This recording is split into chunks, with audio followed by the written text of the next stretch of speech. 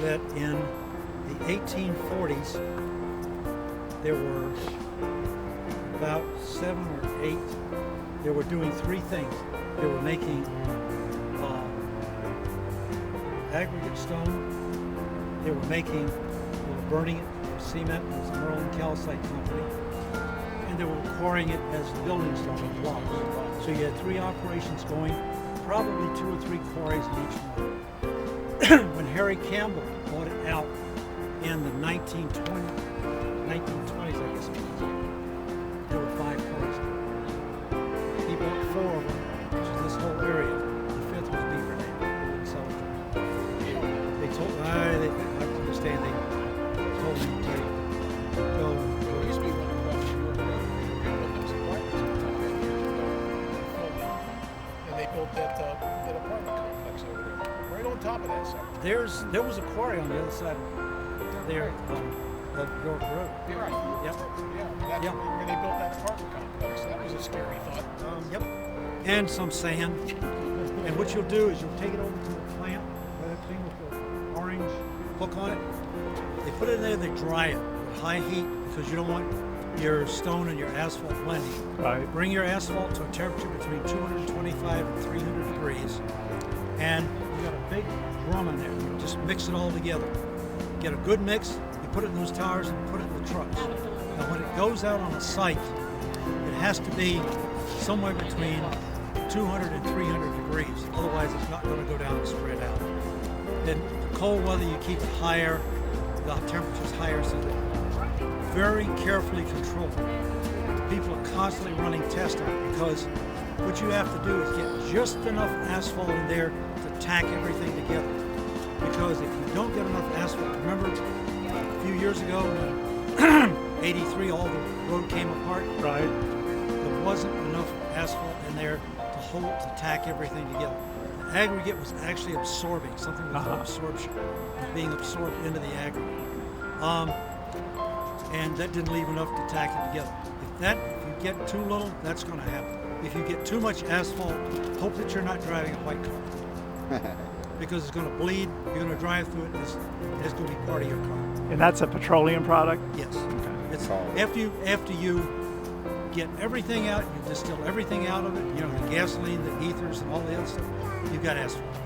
Or in some cases, in some places, I think the Pennsylvania ones, you've got paraffin. It's the bottom. Which is here. Now,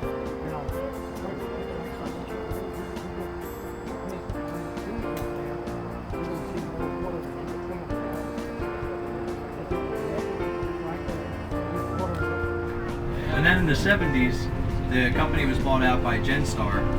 The company, I'm sure you guys heard Genstar, Redland Genstar. Redland bought Genstar in 1986. And then finally the company came to be owned by LaFarge here in 1997.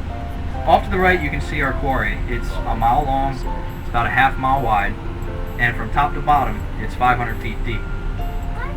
Our lowest point right now is 120 feet below sea level. A lot of us like to refer to this as a limestone, and in all actuality the geologic formation is called Cockeysville Marble. It's a metamorphosed limestone. This is the same geologic formation that Beaver Dam Swim Club, where that is now, there used to be a quarry, and blocks were mined out of there, and the lower third of the Washington Monument is Cockeysville Marble that came from the Beaver Dam loft. Typically it's like sandstone and clay and dirt. We load it up and we send it to that big pile to our left here. That's our overburden pile. Once we've taken the overburden, the material on top of the rock off, we can start drilling down into the rock with the drill that you saw. Now he'll drill, like I said, these benches are typically 50 feet tall. He'll drill 50-foot deep holes. They're about 6 to 6.5 inches in diameter. He drills these holes using what they call a down-the-hole hammer. The drill bit is air-operated and it hammers and pulverizes the rock. It blows the rock up out of the hole with compressed air, and once he's created this hole, he moves on, creates another one, another one. It's a layout that a blaster that we contract has created, and he'll make 58 or so of these holes. Once all the holes are drilled, we'll fill them with explosives from our explosives contractor, and he'll time it down to the very millisecond with a computer and head to our crusher that's that little white shack on the peninsula off in the distance. They'll dump in there and they'll crush the rock up and send it up out of here on a conveyor.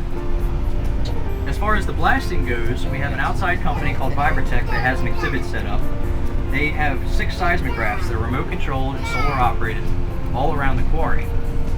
Those will dial in via cell phone and tell us after each blast is air blast. And what air blast is when that explosive blows the rock out, the rock displaces air and an air wave flies up. And that's measured in decibels.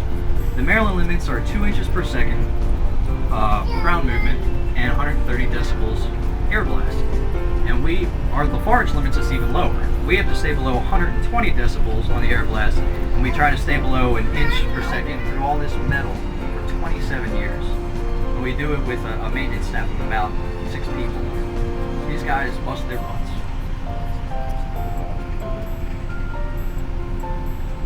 And off to the right again here, you can see our base material.